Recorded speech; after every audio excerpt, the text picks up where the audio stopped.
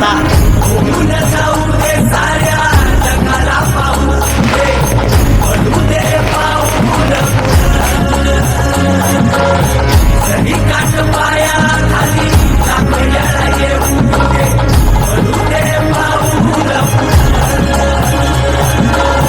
मोठी लढाई र लढू मातीसाठी र गड्या मनगटाचं जोर लावून दाटला जरी अंधार एकजूट होऊ आज दिवा देऊ तेज धावून तू आभाळ आभाळ